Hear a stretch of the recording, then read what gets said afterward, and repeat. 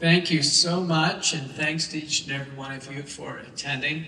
This is a spectacular venue, and I've learned not to underestimate the Wisdom Pearl and the SDA, because I can tell you the engagement and the interest in both spiritual growth and our personal health is impressive, very impressive. I'm an internist and cardiologist, and my topic was to tackle chronic disease, or these problems that we accrue over time. And our U.S. Food and Drug Administration, the FDA, says that if we were to do any type of intervention, it should help us feel better, function better, or survive longer. Feel, function, or survive. That would be the reason why we would do anything. And a recent paper published in the Journal of the American Medical Association discussed the idea of a health span and a lifespan. And the two are different. The health span is the duration of time that you have where you are healthy and able to do the things that you want to do. Come here, go there, accomplish everything you want to accomplish. Your lifespan is this total duration that you live. The conclusion of the paper was that the difference between the end of the health span and the end of the lifespan is about 10 years, a decade. And all of you know this. All of you know someone or have had a close relative, maybe your father or your mother, your grandmother, your grandfather, and you're in that zone. I know I am, because I just traveled here from Dallas with my wife and her mother, who's 92. And I thought about her on the plane. Is she, still in the health span, or are we beyond the health span and living out the lifespan? And I've thankfully concluded that she's still within her health span at 92. Wouldn't it be wonderful if we could all do that? Amen. Right? Well, we've come a long way. Many of you have heard the new moniker, Make America Healthy Again, MAHA. How many of you have heard that? MAHA, right? So it kind of resonates, right? Make America Healthy Again. So I've thought about this. I'm a trained epidemiologist, meaning I study the distribution and determinants of chronic diseases. And I've thought about Make America Healthy Again. And in order to analyze that, I had to divide it into adults and children. Let's take the adults first. Were adults really healthier back in 1970? 1960? I agree with you. No, the answer is no. And I think the single greatest detriment to human health that was predominant at that time was smoking. It's clear. I mean, the evidence is in on smoking. That is just bad for you. It's a bad thing to do. I think everyone recognizes that. But let me tell you what, 1920, 1930, 1940, no, people didn't recognize that. Doctors didn't recognize that. Doctors smoked while making rounds in the hospital, in the operating room, performing autopsies. Doctors and nurses advertised cigarettes. And when Rose and Sir Austin Bradford Hill presented to the Medical Research Council in 1949 conclusive evidence based on their observations that smoking caused lung cancer, the medical community didn't turn on a dime. They didn't say, oh, well, thank you, we need to stop smoking. No, people rejected those findings. That was 1949. It went all the way until 1964, and Surgeon General Luther Terry presented the Surgeon General report on smoking. And he called in the major chiefs of medicine, the major players in medicine, And you can watch the video of this. You should see how pale and nauseated these doctors looked when Terry was reviewing the data on how bad this was. Because it was personal. It was personal to the doctors who smoked. It was personal to the nurses. They can't believe they had done this to themselves. In The Emperor of All Maladies, a book written by Mukherjee, who is a Dana-Farber Cancer Institute fellow. And by the way, it won its Pulitzer Prize as his first book, so it's a really good read. He describes the lead lung surgeon at Johns Hopkins who was taking out lung tumor after lung tumor. If you've ever seen these tumors, they tend to be blackened and grayish, and the surgeon himself was smoking all the time while he was taking out these lung cancers. And he absolutely and vehemently denied any linkage between smoking and the lung cancers he was taking out. He ultimately died of lung cancer himself. So in the healthcare professional field, when it's personal and when people have engaged in it themselves, it becomes nearly impossible to be objective. And this is true about anything. Once somebody has the problem, in this case, a giant health risk, smoking, and which is, terribly addictive, they have a problem. And the medical community had a giant problem.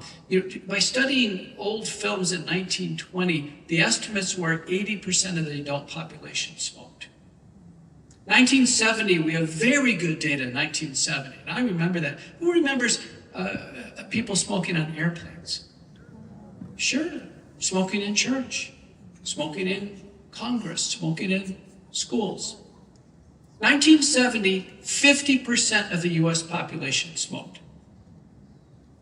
We get into the 1980s, we got up to 1 million heart bypass surgeries per year, nearly 1 million coronary angioplasties. There were heart blockages everywhere. You heard about CEOs having cardiac arrests in the boardroom. The current point prevalence of smoking is 17% and going down.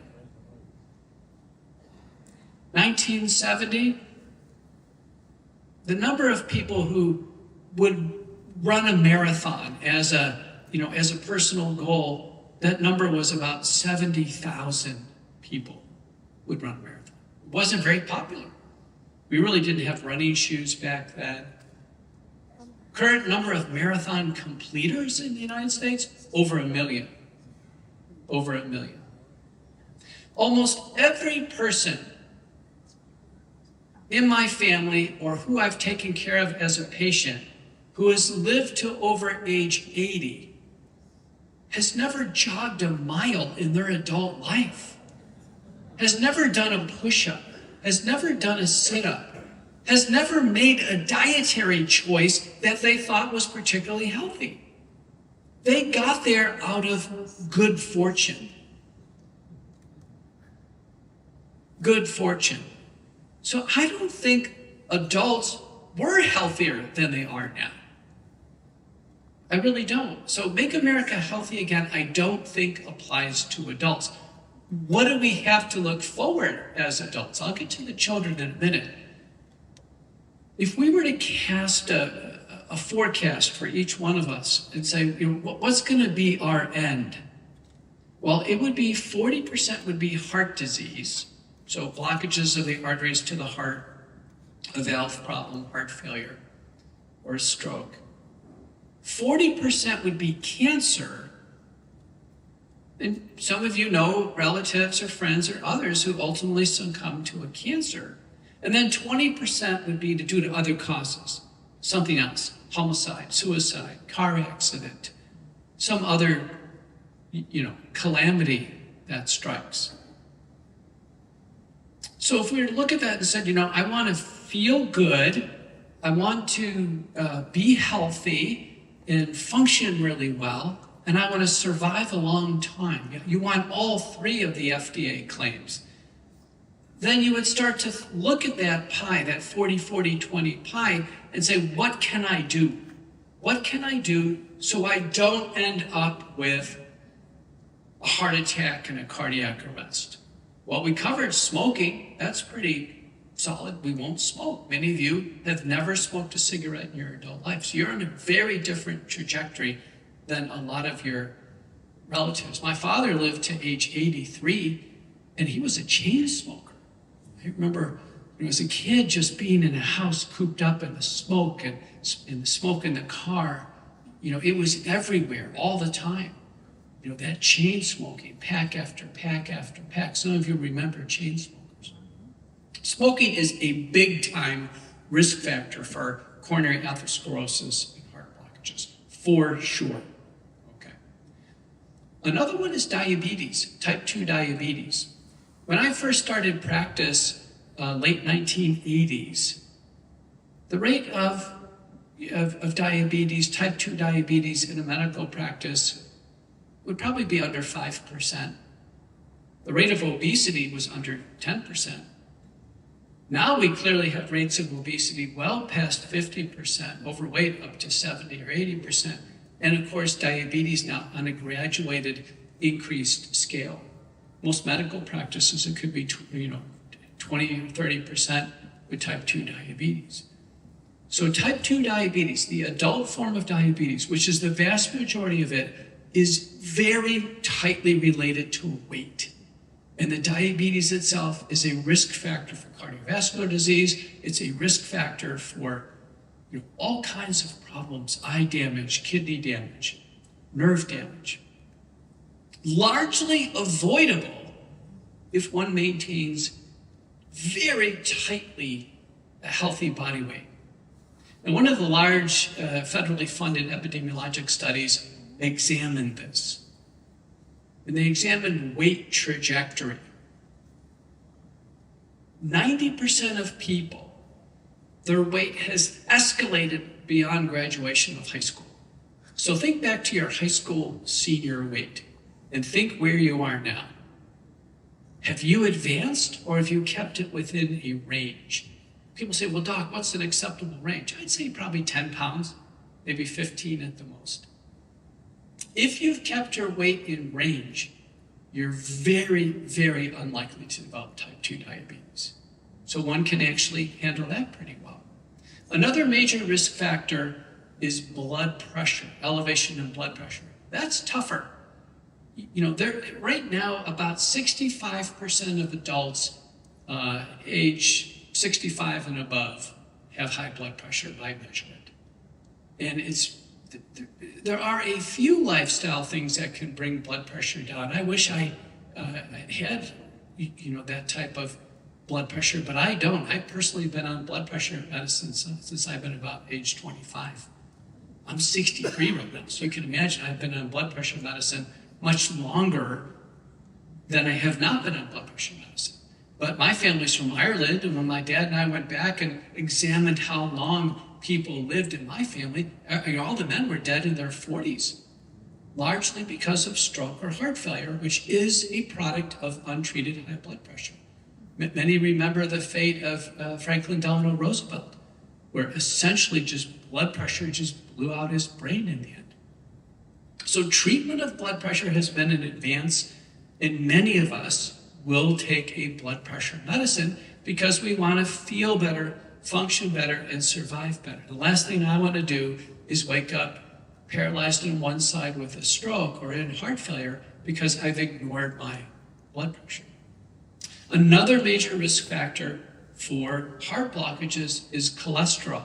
But this one is trickier because cholesterol in some people doesn't seem to block the arteries, and in others it does. So it's not a simple call about an elevated blood cholesterol or a normal cholesterol. In fact, there is no such thing as a normal cholesterol. Everyone has a cholesterol value in range. There are some genetic illnesses like familial hypercholesterolemia where it's predictable that the blockages will occur. But what we're learning over time in the absence of smoking is we probably have a much greater lateral ability to interpret and tolerate cholesterol as a measurement in the human body. The single greatest determinant of blood cholesterol is the saturated fat intake in the human diet. Far more than eating cholesterol itself, the major source of cholesterol being eggs or liver. Another major risk factor is our family history. We do have to pay attention to that. If your father or mother had heart blockages and needed bypass surgery at a young age, a woman before the age of 55, a man before the age of 45, those are the American Heart Association definitions. And then it happened in your brothers and sisters, boy, you ought to pay attention because it's likely going to happen in you, and it's likely driven by familial tendencies. Very good genetic analysis have been done, and the conclusion is that about 50% of the explanation of heart blockages is based on these traditional risk factors, and the other 50% is still factors we don't yet understand. So for many, it's still a mystery. Doc, why did I need a bypass surgery? I did everything right. Well, it's not all completely explained based on the current understanding of risk factors. But if we look broadly at heart disease, paper from UCLA years ago, Greg Fonerell was the first author, it's called the UCLA CHAMP study. It estimated that 95% of heart problems could be managed with lifestyle, healthy diet, exercise, avoiding smoking, avoiding diabetes, perfectly managing everything. So heart disease, of that 40%, is manageable. So we've heard about heart-healthy diets and all kinds of things to do to make sure that we're healthy from a cardiovascular perspective. That's terrific. Probably the single greatest thing of that entire domain is weight. And so everybody has their own brief dietary advice on weight. I'll tell you what mine is. Now, I'm not a vegan Adventist, okay? But I'm not a carnivore either. And on my podcast, McCullough Report on America Out Loud, I've had on my show several times Dr. Joel Kahn from Michigan, who was a mentor of mine at William Beaumont Hospital. And he probably knows the data on diet and heart disease the best. He's published a book on this, the plant-based approach. And Joel's analysis is about 98% of the dietary published studies favor a plant-based approach, and about 2% are on the side of this idea of more carnivore, more meat intake. So, most of my Adventist friends are on the vegetarian side of the continuum, and I am probably about 90% of the time. But my brief dietary advice to patients, and most patients, and most individuals in general, would like to accomplish a few goals with their body. They'd want to lose weight for aesthetic reasons. They would want to prevent diabetes, prevent heart disease, prevent kidney disease, have less stress on their joints. The leading determinant for a hip or knee replacement, by the way, is excess weight. It's not exercising too much. And so they want to lose some weight. In order to do that, there are two components to diet. This is my brief dietary advice. Healthy choices and portion control, and you have to have both. People say, well, Doc, I made lots of healthy choices, but I kept going back for more and more and more. It's like, no, it doesn't work that way. It's healthy choices and portion control. And portion control means reconnecting with hunger. Hunger's a normal sensation. It's okay to feel hungry. It's actually kind of good to feel hungry. Every study ever done has demonstrated that periods of time with no food or fasting has amazingly favorable effects on cellular function in the human body. Virtually every major religion in the world, in the history of the world, has had fasting as some part of its doctrine. So healthy choices, in brief, in my view, are choosing high-quality sources of protein plus fresh fruits and vegetables. And if you are a vegetarian or a vegan or a pescatarian, it largely means, choosing your protein sources from the ones you choose, but at the top would be fish. So fish, beans, nuts, egg whites, non-fat dairy, occasional chicken and beef, occasional. I mean very occasional. For many of you, it's never, and that's fine. That's perfectly fine. I've personally taken pork out of my diet in recent years with the discovery that genetic vaccines are being used in pork, and it's not a particularly healthy source of meat anyway. So for many, pork is out.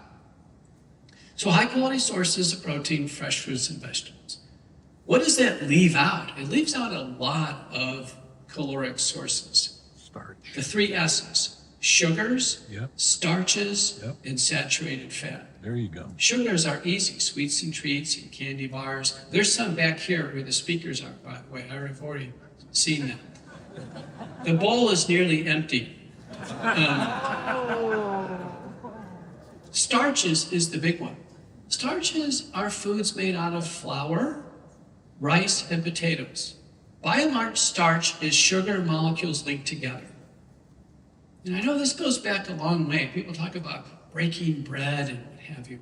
Well, when we were very calorically restricted, it's possible for people in Southeast Asia to live on a rice-based diet. It's possible in a very extremely calorically restricted way. It's possible that people, let's say out of the Middle East, for instance, who have eaten pita bread for centuries and the millennia, calorically restricted could be thin. But for most everybody else, starch in the diet means weight that just is accumulated. About 60% of the calories in the American diet is starch. You know it, bread and cookies and bagels and chips, and it just keeps going and going and going. You don't need it. It has no essential fatty acids, no essential amino acids, not a good source of fiber. Don't need it. If you never ate another crumb of bread in your life, you'd be better off for it. Okay, and then saturated fat. Saturated fat is the fat that directly causes heart blockages. It's largely in animal fats, like hamburger grease, bacon, but also cheesecake, milk, cream.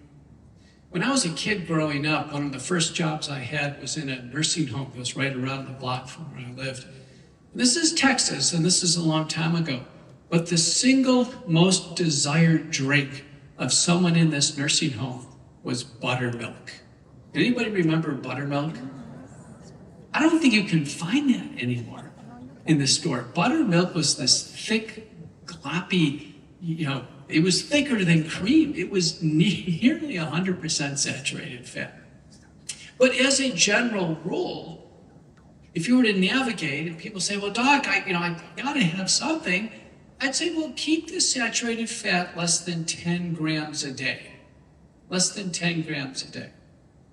So let me give you an interpretive framework. So I'm just a typical American. I had a couple cups of coffee this morning, and I had some half and half in it. 2 grams of saturated fat so far. I'm gonna have lunch with you here. I'll take a look at it, but I bet it'll be under 4 grams of saturated fat. And then if dinner tonight is something healthy, let's say salmon salad or what have you, it'd be another 2 or 3 grams of saturated fat. I'll easily make it under 10 grams, easily. But if I went out for a Whataburger and fries, that's 60 grams of saturated fat. Or how about a Cheesecake Factory cheesecake? That can be upwards of 100 grams of saturated fat, 10 times what you'd want to take in.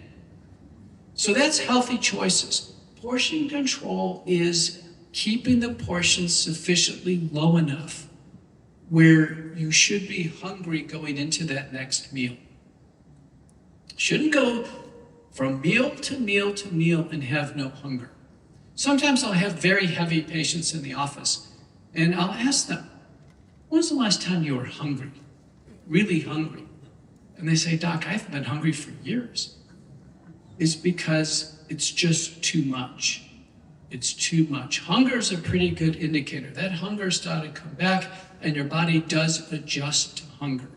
It does, auto-adjust. I haven't had anything to eat today so far, and my body is adjusted to hunger. I was a little bit stronger an hour or two ago, but it's very manageable right now. Okay, so that's the cardiovascular side of chronic disease. What about cancer? Is there such a thing as an anti-cancer diet? The answer is yes, but it's much more nuanced. Recently, I had on my show, I think one of the brightest naturopathic doctors I've had a chance to interview. His name is Michael Gaeta. If you ever have a chance to get him, I'd highly recommend him. But he reviewed all of the culinary herbs and vegetables where there are data supporting the fact that they are anti-cancer. When I mean anti-cancer, they probably do bolster the body's own immune defenses in recognizing cancer cells or nascent cancer cells and snuffing them out before a full cancer develops. And this is a really fun topic. I am not an expert on it, but we reviewed several of these. One of them is curcumin, derived from turmeric. Who puts turmeric on their diet? Yeah, that's the orange stuff. That is anti-cancer. There's plenty of data to support it. The Asian Indians in India eat about 2,000 milligrams a day. Most of us probably are well below 500 in our diet, but they do have lower rates of some cancers in India. It's very, very interesting. What else can we do in terms of cancer? Well, we avoid smoking for sure. Do you know our outgoing Surgeon General just wanted warnings on the packaging of alcohol for being a cancer risk factor? And it is. Alcohol is a risk for head and neck, esophageal, and stomach cancer, for sure. How else can we avoid cancer? Well, skin cancer is related to sunshine and ionizing radiation, so that's something that we've been able to manage. And then outside of that, there's just a few cancers that we can even proactively screen for. So a woman can undergo screening for breast cancer through a variety of methods now, not just mammography, and then ovary and uterus cancers through routine exams. And there's a cancer window for most of us, and it's up to age 75. And you know the guidelines say that after we get past 75, we can stop doing these at this point in time. So the cancer window when things really pop is in those middle years. For men, it's largely prostate. We have a blood test and physical exam for that, and ultrasound if needed, biopsies. And then for both men and women, colon cancer, and then colonoscopy. So having a routine colonoscopy. That's the one cancer screening test that's also therapeutic, because if a polyp is found, it can actually be snipped out right then and there, and you can be spared the cancer. So the colonoscopy. So that's heart disease, the 40%, cancer, the 40%. Now we're down to 20% other causes. A lot of that is in the neuropsychiatric realm. It's about your health and well-being mentally. It's about, being reasonable. Are you somebody who goes bungee jumping? Are you, flying a solo airplane? Do you drive a fast car and weave in and out, or are you careful and conservative? Most Adventists I know are careful and conservative people. They're conservative. I'm very conservative. I just don't enjoy taking risks. I know some do, but it's very important that that other 20%, most of it is manageable. Obviously, a lot of that 20% is self-inflicted. And so you'll hear stories of someone dying of alcoholism, and it's possible to die that way, or alcoholic liver disease, or dying of a drug overdose. And I am amazed when I do a family history of a mother and father who seem very reasonable, and they have 3 very reasonable and successful children, but they have a 4th who is completely different and who's a drug addict on the street, lost. In fact, one of my patients, I was taking a family history, she said, yeah, my son died last year. And he was that lost sheep. He, no matter what the family did, he couldn't be retrieved. He was so deep into drug addiction and psychiatric illness. He was one of those homeless people on the side of the road, or actually on the median. You know how they get on the median and they're asking? And one day he just rolled off the median and the car didn't see him. It just ran over him. And that was it. But that would be in the 20% of other causes. So I would say all of us are in the business in Make America Healthier. If we're adults, we're just going to make ourselves healthier, potentially than we are now. But we're going to have a long health span, a long lifespan. We actually have not been able to study people who have maintained high levels of fitness and excellent diets for their entire lives, free of all these other threats. Can someone really live to 120? We don't know. There are some studies of the Seventh-day Adventists that suggest they are long-lived, but we don't know with modern medicine and assistance how long we can go. Now, what about Make America Healthy Again for children? For children. Were children healthier, let's say in the 1960s and 70s? For sure, for sure. So Make America Healthy Again really applies to the children. Every study shows that. Children in the 60s and 70s, I was a child in the 60s, were clearly healthier. They had much lower rates of chronic diseases, asthma, allergic dermatitis, recurrent and upper airway infections, and sinusitis, and pharyngitis. They had much lower rates of attention deficit disorder and seizures, epilepsy, tics, autism spectrum disorder. Much lower, much lower. And this is not about smoking or alcohol. We're talking about kids. We're talking about, kids from the time of birth to age 18. They are far more ill now with chronic disease. That's the reason why this chronic disease is so important to think about. It begs the question, are we doing something to the children to make them unhealthy? Yes. Is there something, with everything we're trying to do in humanity right now, are the children becoming unhealthy? Is it a byproduct of something we're doing? Now, there are some glaring historical examples of just being on the wrong track. It happens. And in medicine, we have to find this out. And the example after example, the medical orthodoxy does not lead with the discovery that indeed an intervention is causing harm.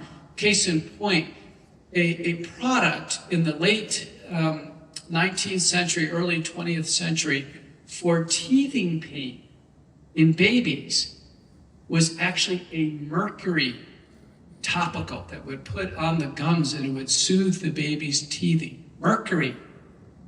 How many children had massive mercury poisoning? Awful mercury poisoning with severe mental lifelong side effects. An untold amount. 1910.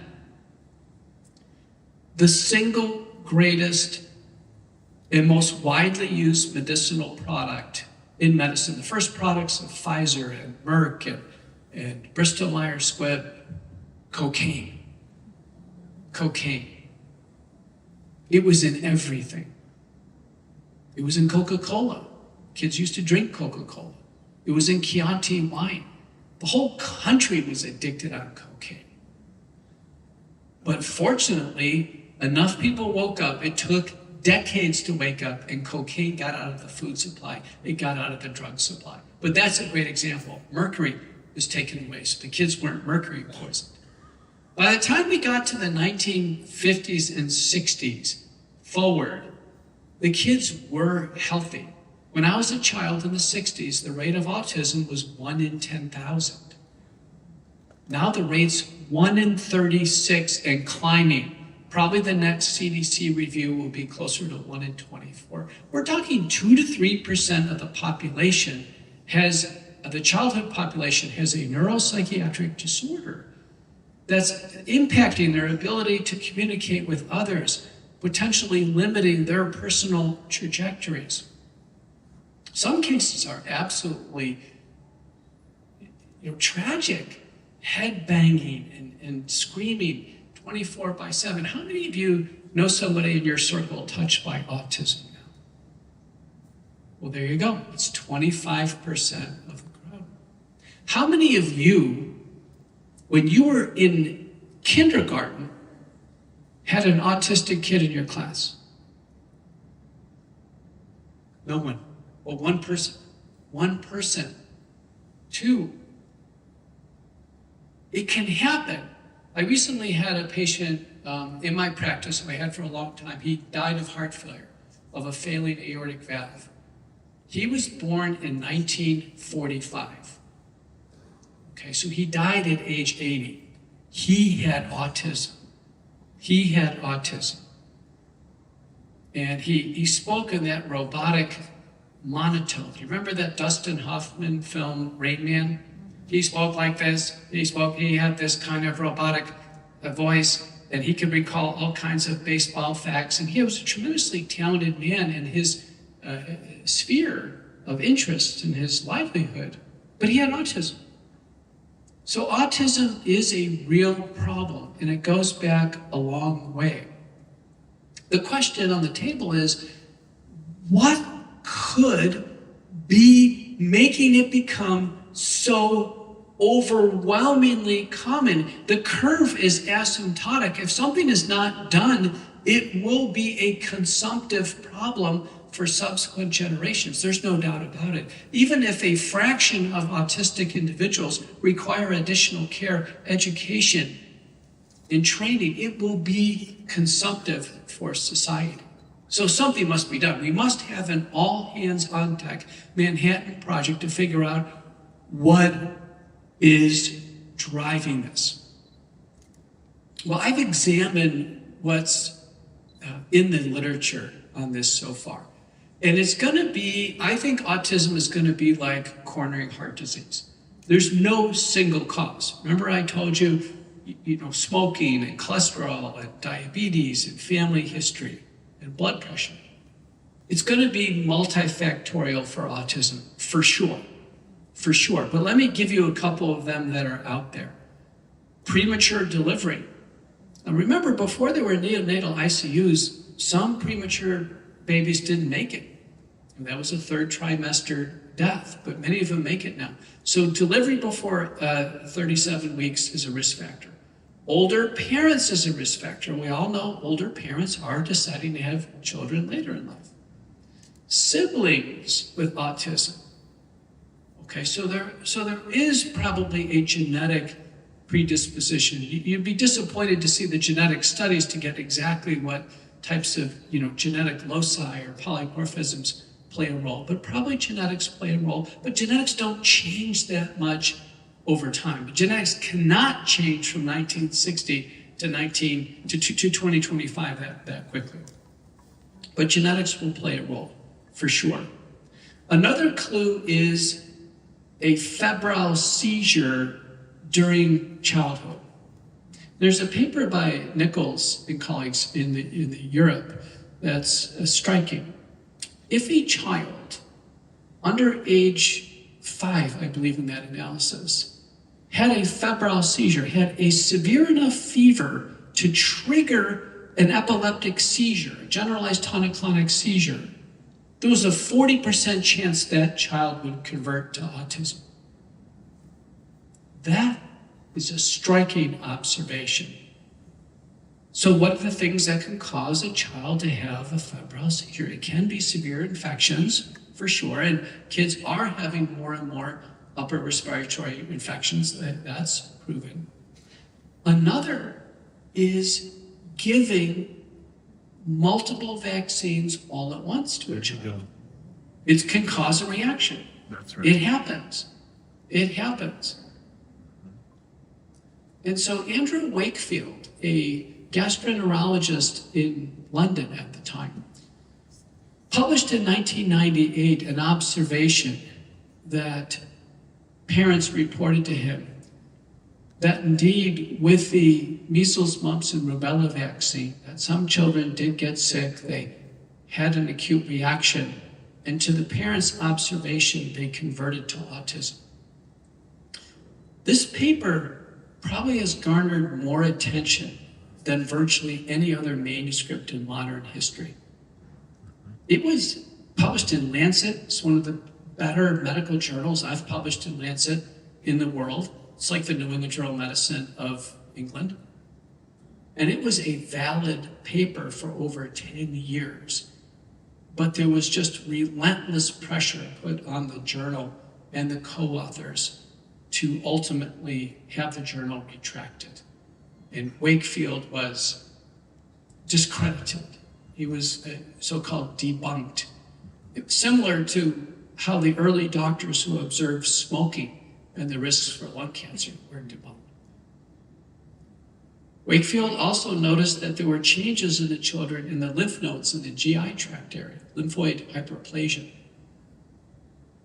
As we sit here today now, there's probably 200 peer-reviewed manuscripts showing that autism is somehow related to the immune system and a sudden change in the brain in childhood. The children in general are not born with autism. They're normal, and then they convert to autism typically before the age of 5. So there is an abnormal immune response that plays a role. 200 papers show that. We have the converse now in 6 manuscripts. The converse would be, what if children take no vaccines at all? None. There are some religious sects, the Amish, Mennonites, and others based on philosophical or other reasons take no vaccines whatsoever. The most recent paper is by the first author is Anthony Mawson. It's published in the journal Public Health Science, Policy, and Law, but it's an important paper to examine. 49,000 children in the Florida Medicaid program. 49,000 children at age 9. And Mawson looked back at the Medicaid records, which are available, and asked the question, how many visits did they have for vaccination covered by Medicaid? It's a fair question. He found about 10% of the children had no Medicaid visits for vaccines. Now, maybe they got a vaccine at a school campaign or what have you, but it's a reasonable proxy for either an unvaccinated group of children or lightly vaccinated, okay? The rate of autism in the group of children who were in that group where they had no Medicaid visits for vaccines was 1.1%.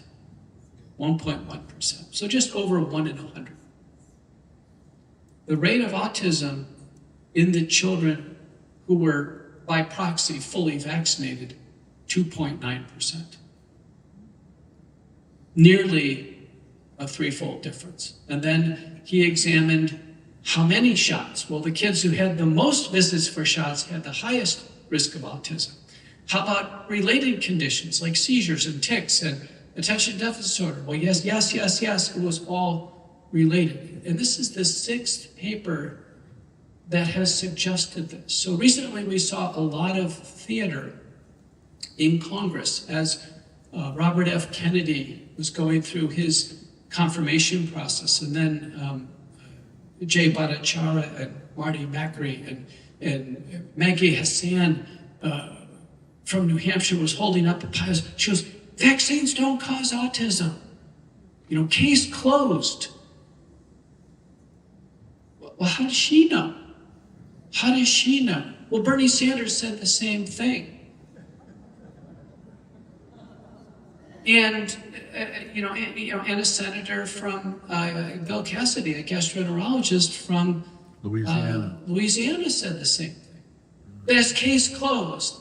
Vaccines don't cause autism. Mm-hmm. Sanjay Gupta was on with Anderson Cooper during the deliberations, and he said, can you believe that Robert F. Kennedy has suggested that vaccines are linked to autism? And Gupta looks straight at the camera and says, we don't know what causes autism, but it's not the vaccines. If we don't know what causes, if we don't causally understand a disease, we certainly can't rule anything out, as more and more manuscripts are submitted. So I think that autism and neuropsychiatric diseases and these childhood diseases could be a product of what's happened to the children, where now between the ages of 12 and 15 months, by the schedule, they get 16 different injected products, many of them in close combinations with one another. So the measles, mumps, and rubella is also now combined with the chickenpox, for instance. Okay, those are all what's called live attenuated vaccines. And so, as a general principle, vaccines should be nothing different than an antibiotic or a blood pressure medicine or a cholesterol medicine. They're tools that we use in clinical practice.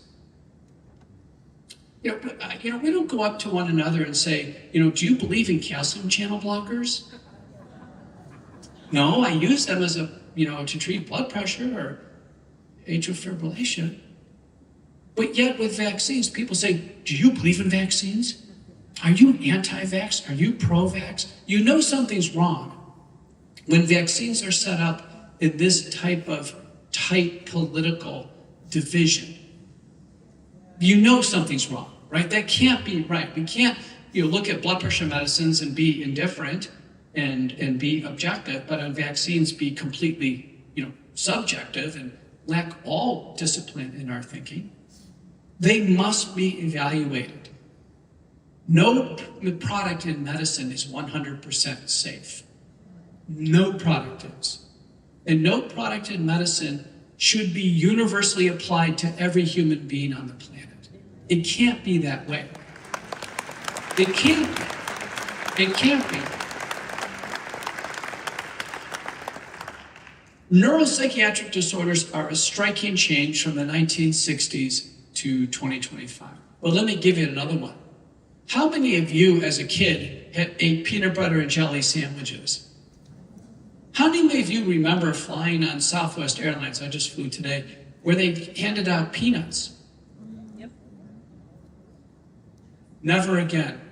We can't even have a peanut in elementary school today or on an airplane flight because peanut allergies are so severe and so common, and other nut allergies.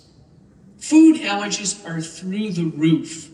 Something is going on. Maybe it's something in how it's presented in the diet, or maybe it's our trace amounts of peanut oils in vaccines or other products. I don't know, but it should be investigated. These are striking changes we've seen before our very eyes with our children. So I think Robert F. Kennedy is right. We do need to make America healthy again for our children, and we need a fair, unbiased examination of all of these factors to give our children the best chance. They're not going to have the same chance as we are. Kids emerging with diabetes and obesity and asthma, food allergies, neuropsychiatric, they're not going to have the same trajectory that you and I have. For the first time, we may see generational change slide with respect to chronic diseases. So I think now is a time of reflection. It's a real wake-up call for all of us. I hope all of us can think about this and be tolerant of discussions with one another on this. The Adventists are way ahead of so many of my other friends in terms of natural approaches, making the best choices, going natural first, and integrating this as part of your entire holistic approach to the way you live life. I'm Dr. Peter McCullough. Thank you so much for having me. It's been great to be with you.